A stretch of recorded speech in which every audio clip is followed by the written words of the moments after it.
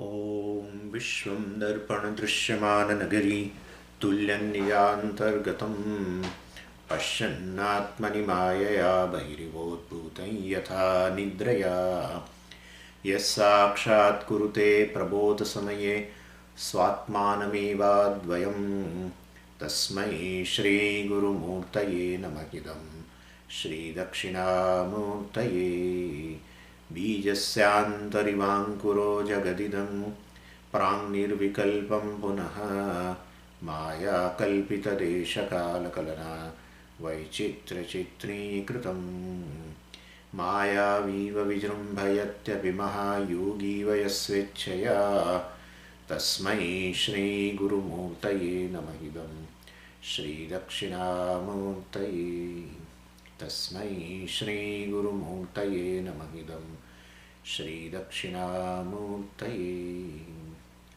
ॐ सहना भवतु सहनौ भुनक्तु सह वीर्यं करवावहै तेजस्विनावधीतमस्तु मा विद्विषावहै ॐ शान्तिः शान्तिः शान्तिः सदाशिवसमारम्भां शङ्कराचार्यमध्यमाम् अस्मदाचार्यपर्यन्तां वन्दे गुरुपरम्पराम् ॐ वर्स नंबर 4 पूर्वजन्मन्यसन्नेतत् जन्म सम्पादयेत् कथं भाविजन्मन्यसन् कर्म न भुञ्जितेह सञ्चितम्. So in this chapter, that is chapter 3, known as the Panchakosha Viveka Prakaranam, Vidyaranya reveals that Brahman reveals Brahman based on Taittiriya Upanishad, Brahmanandavalli, that is the second chapter. And well, of course, there the Brahman is presented in the Brahmanandavalli in 4 different ways, primarily. And Vidyaranya also takes here 4 different features of the Brahman for discussion, the Brahmanandavalli, and thereby he shows how to discriminate, how to do, how you distinguish the Brahman from Panchakoshas. And well, here the order is little different. There in Brahmanandavalli, while giving a lakshanam of a Brahman, definition of a Brahman, it has been told initially itself that it is Satyam Jnanam Anantam Brahma. Here this Brahma Lakshanam, Satyam Jnanam Anantam Brahma will be discussed, but at the end of the chapter. So that's a little difference. But otherwise, Vidyaranya also takes 4 features here. Now what are the 4 features? First is Brahman is Panchakosha Guha Vilakshanam. Brahman is distinct from the caves. What are the caves? Panchakoshas. So Brahman is distinct from basically from these 5 sheaths. And why they are called these Panchakoshas? We have seen yesterday these Panchakoshas are called Guha. Guha means caves. And well, why? Because the caves are also dark. There is a lot of darkness because no light enters there. Same way, our Panchakoshas are also basically due to ignorance. We take ourselves as Panchakosha. I take myself as a physical body. Physical body is Annamaya Kosha. So it's a mistake actually. Kosha means it's a mistake. Anyway, so that is how, so due to ignorance, I say I am a physical body. So let's say these Panchakoshas are basically caves. Indicates a ignorance. So when what mantra you should remember in order to understand this Brahman is distinct from Panchakosha in Brahmanandavalli. What is that mantra? Anyantaratma pranamaya, Anyantaratma manomaya, Anyantaratma vijnanamaya, Anyantaratma Anandamaya, etc. So, Brahman is distinct from Annamaya, Pranamaya, etc. etc. And so, Brahman is basically distinct from Panchakoshas. So, that is the mantra, that's a portion of the Brahmanandavalli we should remember. Second, Panchakosha Guha Nihitatvam. Brahman well resides within these Panchakoshas. So, previous one was indicating Vilakshana, distinct. Now it says the Brahman resides in these Panchakoshas. Brahman is distinct from the Panchakoshas and Brahman resides in the Panchakoshas. It's like a person in a hall is different from the hall and also it resides in the hall. It is within the hall. Say, and the person may be, why we have to say both? It is distinct and it is within. Why you should say both? Because there may be a person who is outside the hall. He is also distinct from the hall, but it is not within the hall. He doesn't reside in the hall. So we'll have to say both the things. And that is indicated very well in Taittiriya Upanishad in that Brahmanand Valli. Anyaha antaraha atma pranamaya. Anyaha antaraha atma manomaya, etc. Anyaha, distinct. Antaraha, within, means resides. So this is how. So Panchakosha Guha Nihitatvam, basically Brahman resides within the Panchakoshas. And that is well very nicely said also in Brahmanand Valli. Yoveda Nihitam Guhayam Parame Vyoman. So this Brahman, resides in the intellect, etc. He manifests actually it is available. It is a Upalabdhi Sthanam they call. Upalabdhi Sthanam means that is the place where you should recognize Brahman. That's a place, everything is Brahman. But how will I recognize Brahman? What is its nature? Recognize the very I is Brahman. Anyway, so this is second. Panchakosha Guha Nihitatvam, resides within the Panchakosha. Third, Atmatvam. So this Brahman is basically yourself. Brahman is Atma. That which Brahman? The Brahman which is distinct from the Panchakoshas and which resides in the Panchakosha, that Brahman is yourself. And what is the portion I should remember? Ananda Atma, Brahma Puchcham Pratishtha, etc. in the Brahmanand Valli. Or else Tasmadva Etasmad Atmanaha Akasha Sambhutaha. Tasmad Brahmanaha. That Brahman which is Etasmad Atmanaha. From that Brahman which is Atma, Akasha, etc. are born. So that is how they are equated. Brahman and Atma are equated. The fourth feature, Brahma Lakshanam. What is the definition? What is Swarupam Brahman? What is definition of Brahman? Satyam Jnanam Anantam. And so that portion is there in Brahmanand Valli.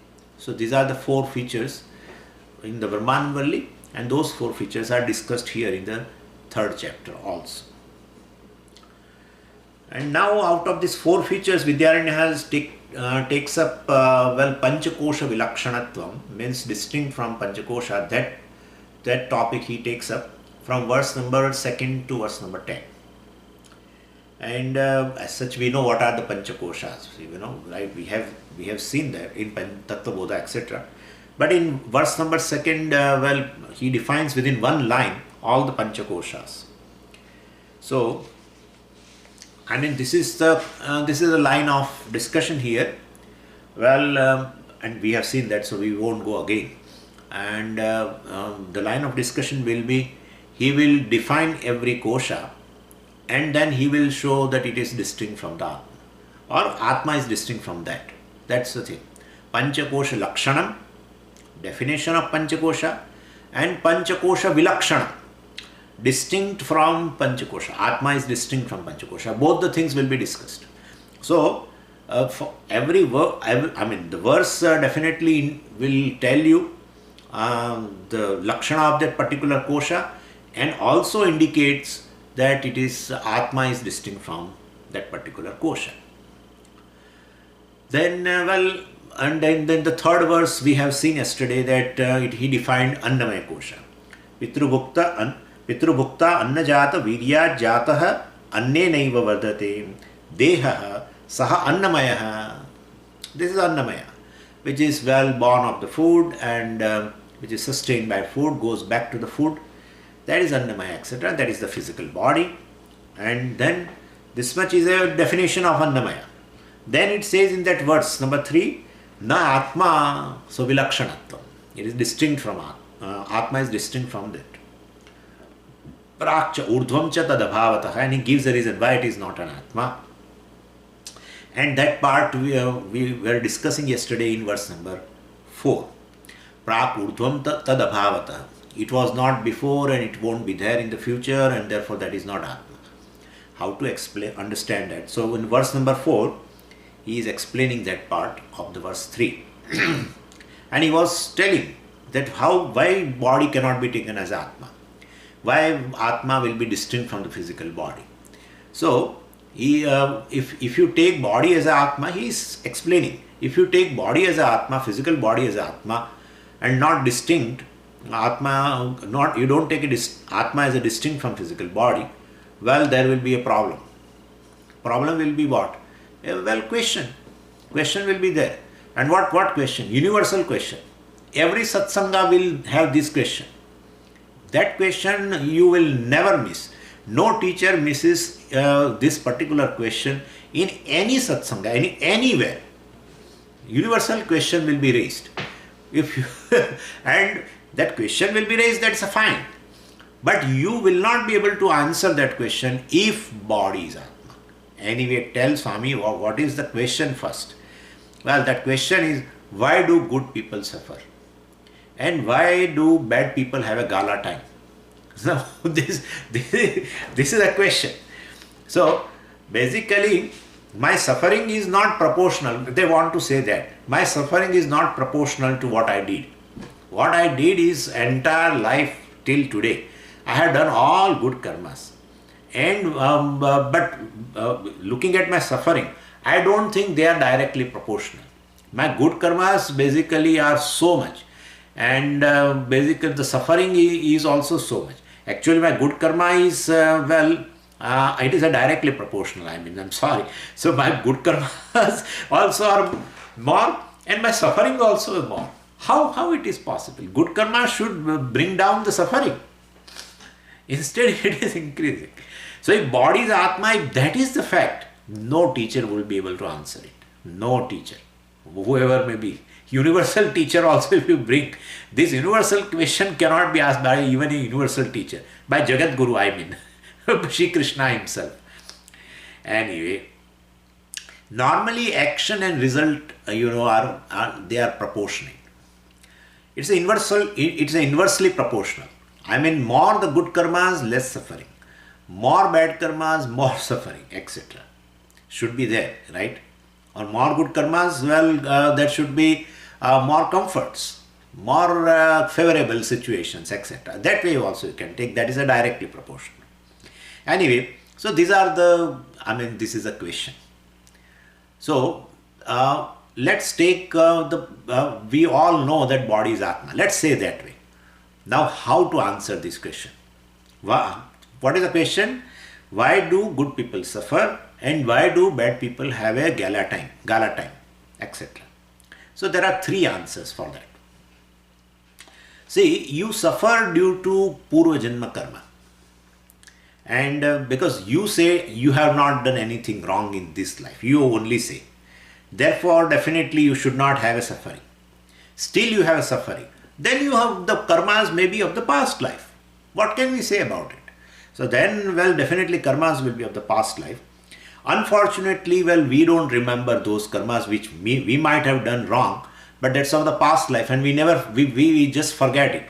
They say, once the jiva leaves the body, he will not remember anything. Or in Bhagavatam it is said, once you enter into the womb of a mother, well, you won't remember anything of the past lives. And therefore, whatever may be the reason, but we forget what we have done in the past life. Ishvara doesn't forget because he has to keep the record. He has to give a result, so he has to keep a record. And fortunately, he is capable of keeping the records. He does not, catch hold of his, oh, I forgot. Like he has not to do that way. He is such a supercomputer.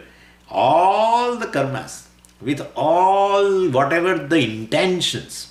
Yeah, karma is not that, it's a superficial thing. Your intention is very, very important.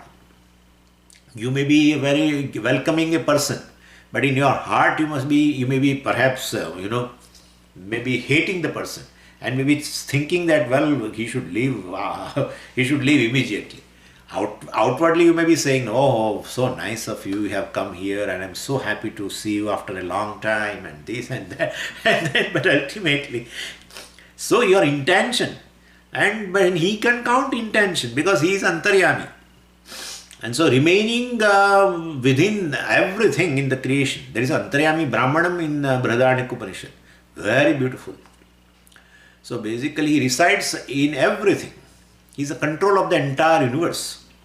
Everything, how can you say he controls? Well, everything is going by the order. Therefore there is a controller sitting inside. That is how it is. No one has a right to transgress in the creation. No one. A sun has, even his sun, I don't know why the sun is not going, the sun, Surya Devata, basically. He should tell to Ishvara that, well, please give me some 2-3 holidays, etc. But he is not able to ask what I need. That is how in Taittiriya Upanishad it has been said, well, this Ishvara is like, having some kind of a, some weapon or something in the hand, and he has lifted his hand also, and if anyone who transgresses, immediately will be punished. Mrityur dhavati panchama iti. So even this death, Mrityu Devata itself running here and there. So basically, anyway, whole creation is precisely working in law, with the law, and therefore there is a one who is controller. And controller is not somewhere else. Because the whole creation is his manifestation. And so remaining within the creation, remaining within every element, he controls the element. Anyway, and human being also is controlled. Swamiji, human being can do anything. Whatever he does, because of the free will is given. But whatever he does, he will have to suffer. That law he has created. That you cannot transgress the law. No one can transgress. So Ishvara gives him a freedom, but if he misuses the freedom, he only has to suffer. Tremendous suffering. There is some people, when they get suffering, they realize it. And they cry so much cry. Even we cannot console the person. So much crying. You fill up the buckets with the tears. Yeah. Because they realize they have done something wrong in the past, and this is a result of that. And now you cannot just erase that. And you don't want suffering also. But you have to undergo. This is how it is. So no one can transgress the law. That's what I am saying. This is Antaryami. But Swamiji, why he created law? He is in the form of law. He does not create. He is in the form of law because he is the Abhinna Nimitta Upadana Karanam. Whatever is here is he. So all objects are he, and all the laws by which the objects are functioning, all is he. So he is in the form of law. That is Antaryami. Antasan yamayati iti Antaryami. Yamayati, niyamayati. So that is, anyway. So definitely God remembers everything. So this is all prasanga. Anyway. So if you are a body, if body is an Atma, well, then I can't talk about Purva Janma at all. Because body has, come to the earth. Janma itself, Janma means birth. So before Janma it was not. Then definitely body is Atma. Then there was no Punarjanma and there was no later Janma also. Because in past body was not there. And in the future also body won't remain. And therefore then how will you account for those karmas? Who has done it? Because you say you did all good karmas in this life and still you are suffering a lot this time. Then there must be a karma of the past life. But I can't talk about past karma because you say body is Atma. And therefore body has come before few years. Took a birth. And it won't be there later also. So basically, we have to, that is how we have to accept someone else, which is distinct from the body, must have done the karma, and that has survived the death of the body naturally, and that has that has come here in this, that has taken up another body, this is the body, and now through that body he is experiencing the karma phala of that past life, and that experiencer must be a conscious being, and therefore definitely a conscious being which is distinct from the body, which survives the death of the body, must have been there before, and now he has got a new body according to his karma, and through that body he is experiencing the karma phala of the past life. That's how it is. Any inert thing cannot experience. Therefore, a conscious being has to experience it, and therefore that conscious being has to survive. Conscious being has done some karma, and therefore, while body is not Atma, there is Atma which is distinct from the body, which is a conscious entity, which has done karma as a karta, and now he is reaping the result of that. And therefore, then I can explain, why good people suffers and bad people enjoys. If you don't accept Atma distinct from the body, then then we cannot answer that question, and that is why this is a first answer. Suppose you insist, no, body is Atma, then I have to give another two answers, right? I have told you three answers. So first answer is this: if you say body is Atma, you cannot explain this. Why this suffering is there, and therefore to account for the suffering at this moment, and considering your statement, I will take it as a truth that you have not done anything wrong in this life. I accept it, and you are aware of it, and that is in your memory, and I take it as it is. I am on a face value, but still, then for the suffering there must be a bad karma, and that should have been done in the past life. But then body was not there in the past life. Then there must be someone else who did karma as a karta, who is a conscious entity, who is distinct from the body, must have been there, who survived the death of the past body, and who has entered into this body and experiencing the result of the past karmas. And therefore, then this is, good people also suffer due to past karmas, or bad people have a gala time due to their past karmas. That is how we can answer. And that jiva was there before this birth of this body was there. He entered this body, and now either has a gala time, or either he has a bad time, whatever. Okay, but still, let's go that you don't accept body as Atma distinct from the body. Could you follow what I am saying right now? What we are discussing is this Annamaya Kosha, etc. is not Atma.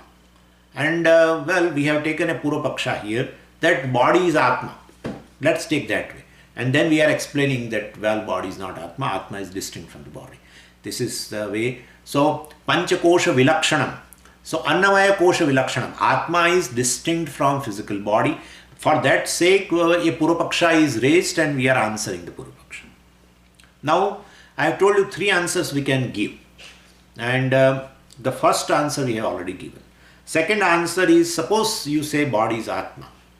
Then you have to say, and then the question is this, right? What is the question? Why do good people suffer, and why do bad people have a gala time?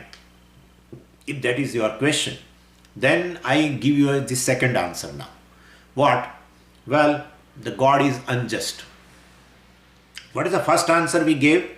Good people suffer and bad people enjoys due to their past karmas, and if body is Atma, you cannot explain that, and therefore there must be a conscious entity which has a karta, has done some karmas, good or bad, in the past life, and therefore it must be distinct from the body also, because body is definitely has taken birth few years ago, but there must have been past life, means this body was not there. Then therefore the conscious entity which is distinct from the body must have done some karmas, good or bad, and in order to reap the result of an action, it has entered into this new body and now experiencing good or bad time. So that is one. And second thing is, now second answer is, well, good people, if you say body is Atma, and it was not, and therefore I don't accept that past life and etc. Whatever is this body. And then, well, then we have to say, who has given you the body? Well, Ishvara has given the body. Then Ishvara has given the body and you are now suffering. And you are a good person, you are saying. And therefore you say, why good people suffer, like me. Like you want to say that. So you as a good person are suffering basically because Ishvara has put you in this situation. And Ishvara has put that other person who is in fact a bad person. This bad person, you accept it right now. So well, basically, so and Ishvara has given him a gala time, even though he is a bad person. So then whoever has put you in this situation, or that person, is an unjust person. He must be a partial. He must be having some ragadvesha. And therefore he must be hating me. And therefore, even though I am a good person, I did all good actions, still he gives me a lot of suffering. And even though that person is really a bad, but still he is having a gala time because he likes that person. We have to say that. God is unjust. Oh, but then nobody accepts unjust God. Word God and unjust can't go together. It is an unholy combination. That's called unholy combination. It is not holy combination. Unholy combination. Unjust God. Unjust human being may be there, but unjust God cannot be there. Okay, so I don't accept that. Well, then you have to accept some past karmas. You have to drop that when body is Atma. Otherwise, how will you explain? If you say body is Atma, God is unjust. And you say no, God cannot be unjust. Then, well, somebody must be there in the past life when this body was also not there.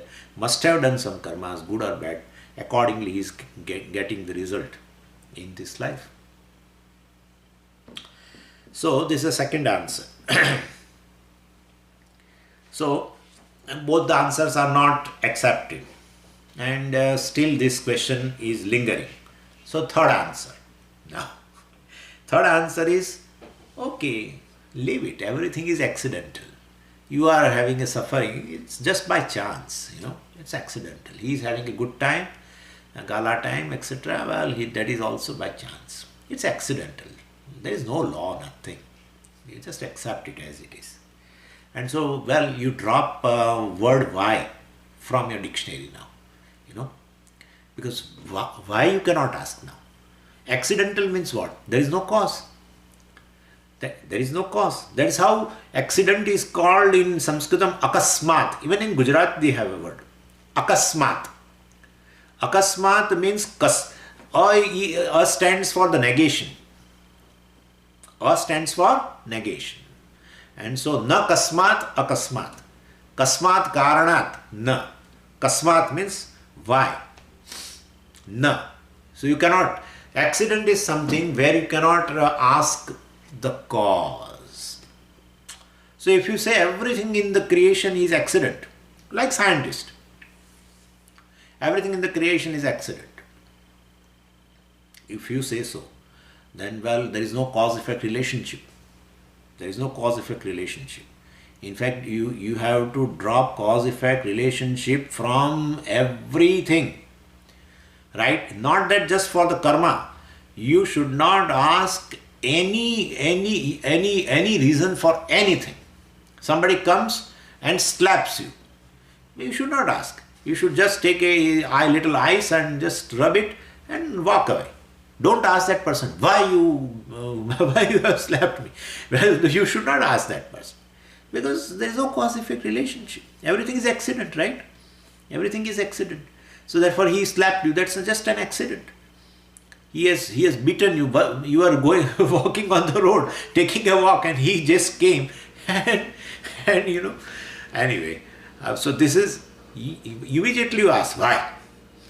So there is a cause-effect relationship. Whole world, basically, whatever is there, the phenomena are there. Those phenomena are effects and they have a cause. Well, then this is also a cause-effect relationship. Your suffering is an effect and it has a cause. Could you follow that? And therefore, or he has a gala time. that our neighbor has a gala time. Well, there is a cause. It's not accident. So there is a cause-effect theory, and so we in tradition we don't accept this accident, etc. And so definitely cause-effect relationship is there. And if cause-effect relationship is there, my suffering has a cause in bad karmas. Well, if I have not done in this life, I must have done in past life. In past life, the body was not there. Therefore, well, there is an entity which is distinct from this body, must have done those karma. Therefore, world is not accident. Everything happens according to karma of previous janma or of this janma also. We are thinking that the person is really, sincere and he has not done bad, etc. Sometimes we are basically, you cannot be so alert. Sometimes inadvertently also a person does something wrong, and definitely, and therefore, well, he has to reap the result of that. And even if you have done something in the past, in this life, but you may forget. But God does not forget, He remembers. So you should not say that, well, I don't remember I have done anything. All the people, this is a standard thing. All the people, I have not seen any exception. All the people say, Swamiji, I have not done anything wrong in this life. I have not done anything wrong in this life. How many things you remember? How many things? What day for yesterday, what you have eaten? I tell you, if I ask you, you will have to scratch your head. Or at least if I ask you, what last Wednesday, what did you eat? Then I am telling you, perhaps you may not remember it. It may take 10-20 minutes to perhaps, get an answer. And that answer also will may be wrong also. So if you don't remember something, it does not mean it is not existent. Something I don't remember that I have done anything wrong. Means I have not done wrong. If I don't remember it and I have not done wrong, well, that's not the law. Well, what I don't remember, it does not exist. You cannot say. So many things you have, you have forgotten, but you have done it anyway.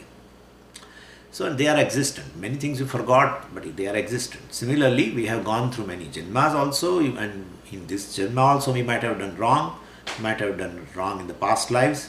So we will have to accept the suffering which I am having right now is due to my own karmas. And well, without this, taking this theory, karma theory, karma law basically, not theory as such, it's a law of karma, law of dharma, law of karma, etc. If you don't take into account, well, then there are twofold problems which I told you yesterday.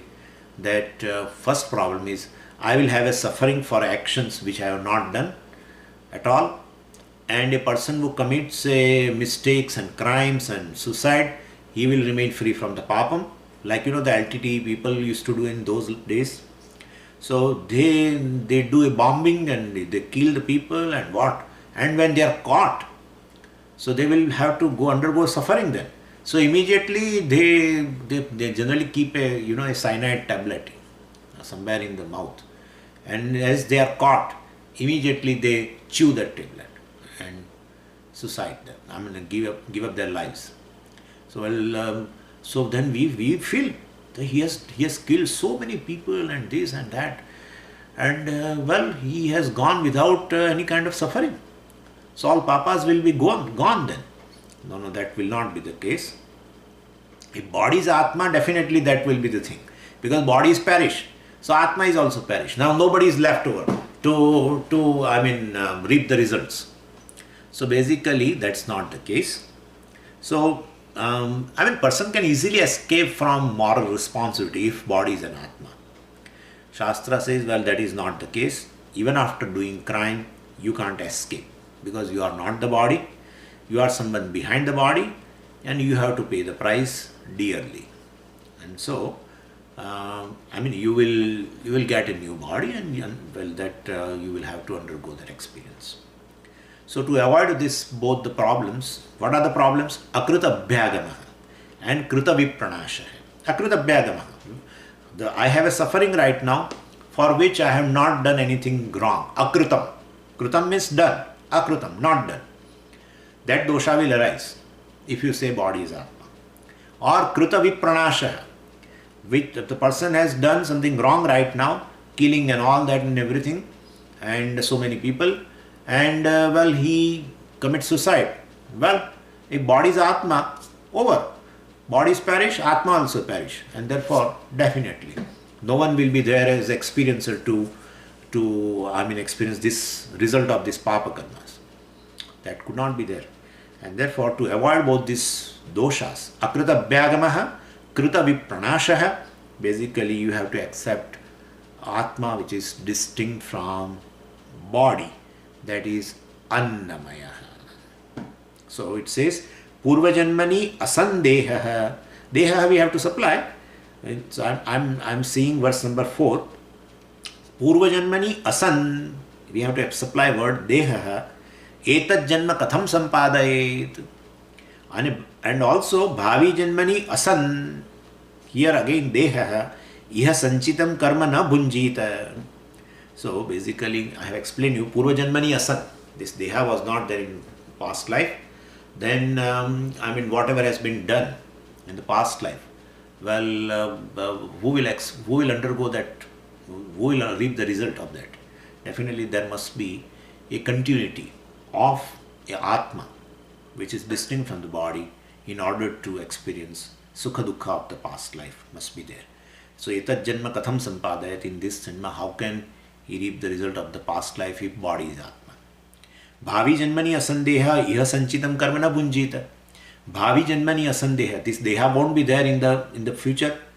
Then iha sanchitam. Now I am acquiring all these supposed papa karmas. Then body perish and then Atma also perish. And then who will be there to experience the result of these papa karmas? And therefore that is not the case, and therefore you have to accept a moral order. Otherwise there will be a chaos in the society, chaos in the world, chaos in the universe. There is a chaos in the human society.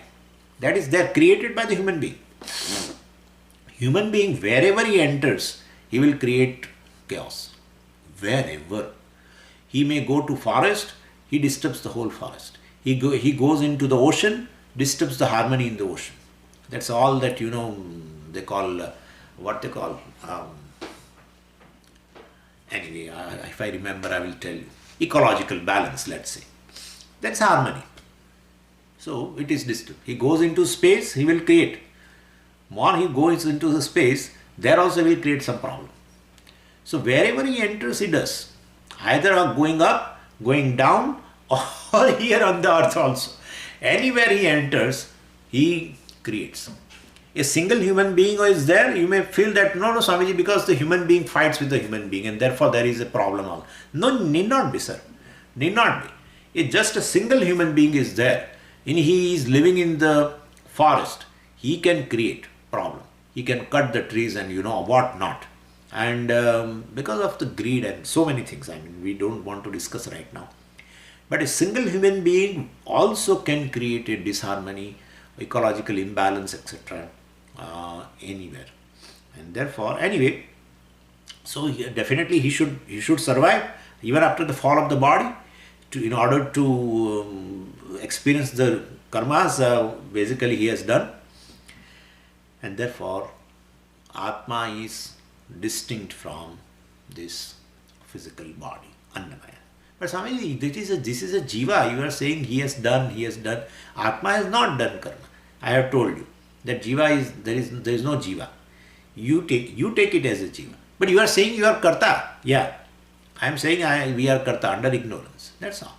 And therefore same jiva understands that I am Atma, I am a karta. So ultimately it indicates it is going to come. But then we complete one answer at least. That jiva is none other than basically Brahman. There is no jiva as such. There is no jiva. It's a non-substantial entity. Karta, Bhokta and Pramata are non-substantial entity. Ahankara is a non-substantial entity. Jiva is a non-substantial entity. It has nothing of its own. Even though it appears with so much of weight and looks like a very substantial entity, it has not anything of its own. And whatever, it's a mixture of both this Atma and Anatma, Chit Jad Granthi. And therefore, basically, so if you distribute this whatever, I mean, Jiva is Chetanam, that's due to Brahman. And other than that, Jiva is an individual, well, it says, well, I'm a human being and I'm this and I'm that, and all the gunas it describes, that all belongs to an Atma. Chetanatvam, the consciousness belongs to Atma, and other than that, whatever the attributes he talks about himself or herself, well, all the attributes belong to an Atma. What about Jiva? What about Jiva? What is the thing which Jiva owns? Nothing is there. Nothing. It's a non-substantial entity. Totally. Therefore that Jiva, and still I feel I am a Jiva, and then, well, I have to understand Brahman. You are Brahman. If under the spell of ignorance you keep on telling you are Jiva. Anyway, this is because I should get some chance to, bombard about Brahma Vidya. I'm not getting chance since I'm in a few classes. So anyway, let's go to verse number 5. Purno dehe balam yachan akshanam yah pravartakah vayuh pranamayo nasau atma chaitanya varjanat. Vidyaranya had defined this Annamaya and also said Annamaya is not an Atma. Now he comes to Pranamaya. So in second line you see it has been told, he defines what is Pranamaya. So I have told you, this is a line of discussion. First he will give a definition, Lakshana, of that particular kosha, and then he will say Atma is distinct from that kosha. Atma, Pranamaya Vilakshanam Atma. So Vayu Pranamaya, this Vayu is basically predominantly is Vayu Tattvam. What are the features? Dehe Purnaha, Pranamaya fills up this Annamaya. This is in the Taittiriya. Tenaisha Purnaha, Savayesha Purushavidha Eva, Tasya Purushavidhatam, Anvayam Purushavidha, etc. etc. Tenaisha Purnaha. Tena, well, Tena means Pranamayena, Annamayaha Purnaha. Means so this Pranamaya fills up Annamaya. Prana fills up the entire body. And what is its function? Pranamaya is an energy provider. So, because Prana alone is a Shakti, and which gives a Shakti to all the organs in the body. Prana has its own factory, right, to produce energy. Like in some farms they have a lot, they keep lot of cows, etc. And then from the cow dung they prepare with the fermentation and all that, the gas will be produced, which will be used as a to light up the fire and for cooking and everything. So zero waste. And if we have one aim for Seva, one Chatralaya, where there is a zero waste in Kankanpur in India, Gujarat. Anyway, so this is the farm itself produces as the energy through this from the cow dung, etc. Similarly, here Pranamaya also produces energy. It's a factory within. It's within the physical body, and it produces energy. Oh, but to produce energy, well, it requires a raw material. How will you produce? So, well, like electricity is produced through either through coal, or either through other petroleum or whatever, or either through that atomic energy. Well, so you have to consume some raw materials, then energy is produced. Yeah. So we consume almonds and and cashew nuts and all that. Some people keep on adding the raw materials all the time. Like in that steam engines, they used to all the time add this coal all the time to produce that steam, which is an energy for running the train, etc., for running the engine. So basically, so this is like that. So there will be a cricket match, and whole day. It starts at 9 o'clock and up to 5:30 in the evening or something, 6 o'clock. And this person is so much interested. Like here, people are a fan of, I think, soccer or whatever. Same way, or baseball. But so there, cricket. India means cricket. And therefore, whole day he sits in front of the TV. So he won't sit idle like that. He all the time keeps on eating. 8 hours cricket match, and he is adding the raw material for 9 hours. Keep on adding. Whole day eating and eating and eating. Anyway, so we are adding a raw material basically in our stomach, and that through that the energy is produced. And whatever energy is produced, then well, samana prana comes, it comes, and samana prana works and produces energy. Vyana prana comes and it takes over the energy and distributes in the entire body. And then apana, well, definitely removes the waste. While energy is produced, certain waste is also produced and it should evacuate it. So apana vayu works for that. Anyway, so prana basically, the function is this. So balam yachan, it is giving the balam, it is giving the energy and to the entire system. But who are the clients of this energy? Pranamaya factory. Who are clients? Akshanam pravartakaha. So akshanam pravartakaha. These 10 organs, especially organ of action. Basically sense organ don't need much energy, but organs of action definitely they need energy. You can imagine right now I am speaking, right? Vagindriya, organ of action. It needs a lot of energy. You are walking, taking a walk, you need a lot of energy. You are lifting something through hand, you need a lot of energy. So basically organ of action needs more energy. Sense organs need energy but less. Mind also needs energy. Yeah, in thinking and all they say a lot of consumption of glucose, etc. Anyway, so all this, basically all akshana, we have to include mind also in that, in the organs of action and sense organs. Basically all are pravartakaha. Pravartaka means activator. This pranamaya kosha is an energizer, activator of all this, the entire subtle body. And well, definitely this is pranamaya, that is a function of the pranamaya. So it generates and distributes energy. And our physiological system, basically, it's working, that is pranamaya. Annamaya is anatomical system, and that does no use if pranamaya is not there. So in that body, that anatomical structure is there, but pranamaya, physiological function is not there. So pranamaya is very, very important. So this is the pranamaya. It generates and distributes energy. It is in the form of a vayu. It is predominantly vayu tattvam, etc. And now the definition is over. Now he is telling about that pranamaya, atma is distinct from the pranamaya. Asau na atma, this pranamaya is not atma actually. So pranamaya is atma actually. But we should take it, well, pranamaya is not atma right now, because you know very well, A and B relationship, it is clear to you. B is A but A is not B. That's how it is. So anything which is anatma is basically atma only. It is non-separate from atma. But anyway, it has been told like that just to distinguish. So don't ask me in future, Swamiji, you are saying pranamaya is not atma. And now at the end of the chapter you are telling pranamaya is atma. What is this? Anyway, so asau means this pranamaya, na atma. Why? Chaitanya varjana. Pranamaya is jada. Why? Because vayu rupatva, because it is nothing but a vayu, and vayu is mahabhutam, it is jadam, and therefore pranamaya is jadam, and therefore it is not atma. Atma is chetanam. Number 6.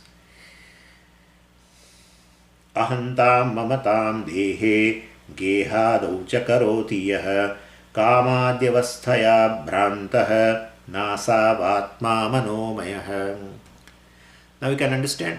He enters into manomaya, and now first he has to give a lakshanam.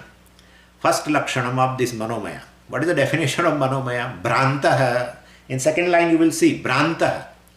Brantah means confused, bewildered. By what? How he is confused? By what it is confused? Kamadi avasthaya, this kama, krodha, lobha, moha, mada, matsarya, etc. confuses this manomaya. So, Branta, that's a definition. So, general condition of mind is a confused state. That's a definition. The function. Now, function. Function of manomaya is what? basically it says it's an instrument of interaction. So mind alone through sense organs contact the external world. So it says here ahantam mamatam dehe gehadau cha karoti etc. That's what I am explaining you. That is the function part. So basically it's an instrument of interaction. So mind alone through sense organs basically contact the world, external world. Now this is according to theory of knowledge. I mean Vedantic epistemology. Epistemology means a science of how knowledge takes place, how pramana, particular means of knowledge, function. All this is called epistemology. And according to our epistemology, well, we say basically it is not that external stimuli enters us. It is the mind basically which goes out and envelops that object. And that has been beautifully said in Dakshinamurti Stotram. Nana chidra gatodara sthitamaha deepa prabha bhaswaram jnanam yasya chakshuradi karana dvara bahihi spandate. Yasya chakshuradi karana dvara jnanam means chidabhasa etc. well, goes out. And mind is supposed to go out through sense organs in form of 5 beams basically. And 5 beams means that chidabhasa, 5 beams of light as if.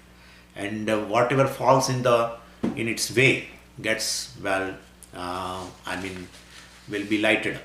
So vritti and chidabhasa. This is going to be explained very elaborately later in Panchadasi, so I am not going to touch it. So basically mind means a thought form, a vritti. It goes away. Then naturally, chidabhasa is there. So wherever the reflecting medium, there the chidabhasa. You cannot separate them. You cannot separate a water and a reflected sun. Try to separate. And so if mind goes out, chidabhasa also goes out along with.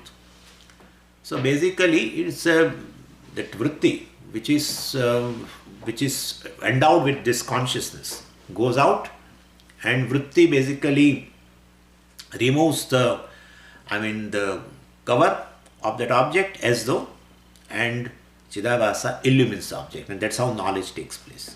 That is called, so reaching out is called vritti vyapti, and illumining is called phala vyapti. We are going to do it in a very big detail. So let's in detail, not big detail. In details we are going to do, and therefore I am dropping this particular part. But this is a function. So mind is an instrument of illumining and instrument for contacting, and that's how it reaches the object, and the knowledge takes place. But then when it reaches the object, another problem occurs. That is what it is part of the function. And what is that? Ahankara and mamakara is there. So it takes over now. And they says, whatever the object mind has contacted, it will, definitely, it relates that to that object, either as a ahankara, either as a mamakara. Like the body is there. So definitely when I say I am body, so there is a corresponding vritti. But here, definitely mind has contacted this physical body, which is of course within the body. And then, so that vritti is there, chidabhasa is there, that's how you are able to say. And then also in the mind this ahankara is there. Once the vritti relates to this object, contacts the object and illumines it, then ahankara comes and tells, I am the body. This is one thing. Then externally, when the vritti and the chidabhasa illumines a particular object, again that ahankara, mamakara comes, and mamakara says, this is mine. It won't say this is me, naturally, but this is mine, it will say. So mamakara also will come. So basically, so this is done by the mind only. So because ahankara, mamakara is there in the mind only. And so this is how, this is a third function, to claim basically. So it says here, dehe ahantam karoti, mind entertains this I identification with the body That's called tadatmyadhyasa. And gehadau mamatam karoti. Gehadau, it is there. Geham means griham, house. So how in a house, etc., car and in other things, in the pen and in the computer, in mobile, all this, well, mamatam karoti. This is mine, this is mine, this is mine. So mind identifies in terms of mind. In Deha, mind identifies as I, Ahankara, and in all other things which are external, the mind identifies as mine. That's called samsarga adhyasa. Samsarga means a contact, sambandha adhyasa. So it is in form of a mamakara. It is mine, etc. Mine indicates a sambandha. So these are the features of the mind. First thing, it is generally confused, Bhrantaha. Second thing is contacts external world. And third thing is it identifies with the external world also. And well, in simple language, we can say it is karanam, it's an instrument. So this is all lakshanam of mind, right? This is the way we define mind. Now, mind is vilakshanam from Atma, or Atma is vilakshanam from mind. So it says asauna Atma, it is not Atma. Why? Reason is not given. But this reason is going to come later. Later it will come. But we will take here vikaritvat. Because mind is constantly changing. Atma is one which illumines the change. And therefore Atma cannot change. One which illumines the change cannot change. If that also change, it cannot change, it cannot illumine the changes. Very simple. Simple reason that I is the one who illumines all the changes of the mind. And I illuminate you. You and me have experience. So you can tell, well, my mind was like this, now it is like this, before some time it was like that, etc. etc. So vikaritvat manomayaha na atma. Since mind is constantly changing and atma is nirvikara, atma is changeless, sakshi, witness, and therefore it is not, mind is not atma, or atma is not the mind. Manomaya, no. Manomaya vilakshanam atma. Manomaya vilakshanaha atma. Verse 7. Lina suptau papurbodhe vyapnu yada nakhagraga chichayopeta dhirnatma vijnanamaya shabdabha. Now vijnanamaya is defined and it is chichayopeta dhihi. Chichaya, you can understand. Chichaya means chidabhas, reflected consciousness. Upeta. Upeta means endowed with, and dhi means intellect. So Vijnanamaya is what? Vijnanamaya means it's an intellect endowed with reflected consciousness. That's how it is. And this, well, what happens? Suptau lina. Well, during sleep it is resolved. This Vijnanamaya or intellect is resolved. And that's how this Chidabhasa, reflected consciousness, is not there. I mean, it's resolved because the reflecting medium, the intellect, is resolved. And that is how you don't have a ego, you don't have a ahankara, you don't have a sense of individuality in Sushupti. So Lina, Li Dhatu is there in the fourth conjugation and it's Atmanepada root and it is Liyate, etc. There are the forms. And this is Linaha means a past passive participle, resolved like that. So Lina, when it is dissolved, and therefore during deep sleep. And since Dhi, Lina with there has been written because Dhi actually is a feminine word for intellect. And therefore Lina Dhi. So Dhi means basically say Vijnanamaya Kosha. Well, it's an intellect which is endowed with that reflected consciousness is resolved in the deep sleep state. And Bodhe, so when you wake up, Bodhe Sati, Vapuhu Vyapnoyat, this Vijnanamaya Kosha basically pervades with full intensity, it pervades the entire body. That is why even slight touch, even during waking state, well, you know very well. But in Sushupti, even if somebody touches, perhaps you may not know.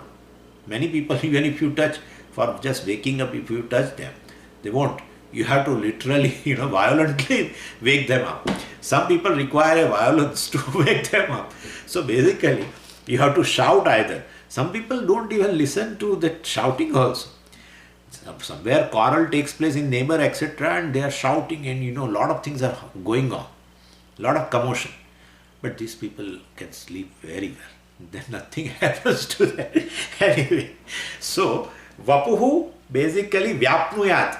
This Vijnanamaya pervades with a full intensity to the entire body. And in Sushupti, you won't feel that way. So then in Sushupti, it is Leena. And in Brihadaranyaka Upanishad, well, the story comes, well, in Ajatashatru Brahmanam, there Ajatashatru goes with the Balaki, etc., I think. The Balaki. And he wants, Ajatashatru wants to teach Brahma Vidya. So he takes him in the palace to one place where the one person was sleeping.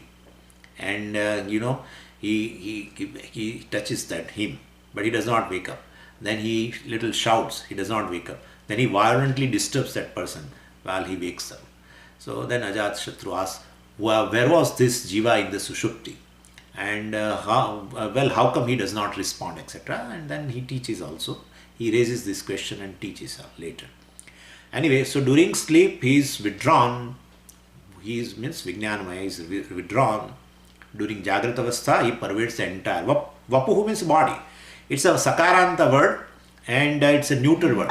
And this is Dvitiya Vibhakti Ekvachana, Vapuhu. How much he pervades? Anakhagraga, well, excluding the nail. And you can include even excluding the hair also. We have discussed this in Mundaka Upanishad. I am not going in detail. So, except nail and hair, it pervades everything. So, because they are not sentient. Wherever Vijnanamaya is there, Chidabhasa also will be there. Wherever intellect is there, this is mind only. He is going to differentiate later. So basically, wherever Vijnanamaya is there, well, Chidabhasa also will be there. Chidabhasa, any reflection cannot exceed reflecting medium. And therefore, basically, these two things are not sentient. Because absence of Chidabhasa. Therefore, absence of Vijnanamaya also. And that is nail. And this. That's how we are able to cut. Otherwise, any sentient thing, try to cut this, you will find immediately, you will not allow it actually. Anyway, so this he says here, Anakhagraga. Anakhagram gacchati iti Anakhagraga. Anakhagraga dhihi. That's how it is, dhihi feminine. Therefore, Akaranta, this also is feminine. And A stands for, well, either it excludes or includes. A stands for inclusion or exclusion. They call Maryada and Abhividhi. Maryada means exclusion, Abhividhi means inclusion. A Brahma Bhuvanan Lokaha, Punaravartino Arjuna, A Brahma Bhuvanan Lokaha, up to Brahma Loka, means including Brahma Loka, everything is within the realm of Sansara, etc. So, here up to nail, Vijnanamaya pervades means excluding nail. Up to hair means not excluding the hair. Up to the scalp, basically it is there. Anyway, and so this is Vijnanamaya, and also why it is not Atma? Because it is subject to modification. It goes to unmanifest in Sushupti and becomes manifest in Jagrata Avasthan, so it is Vikari and it is subject to modification. Atma is Nirvikaraha, and therefore Atma is distinct from Vijnanamaya also. Now in verse 8, he is going to differentiate Manomaya and Vijnanamaya, because you may be feeling everything is mind ultimately, but he shows a difference. We'll see that. It's a very, in a unique way he shows the difference. We'll see that. Om Purnamadah Purnamidam Purnat Purnamudachyate Purnasya Purnamadaya Purnameva Vashishyate. Om Shanti Shanti Shanti. Harihi Om Shri Gurubhyo Namaha. Harihi Om.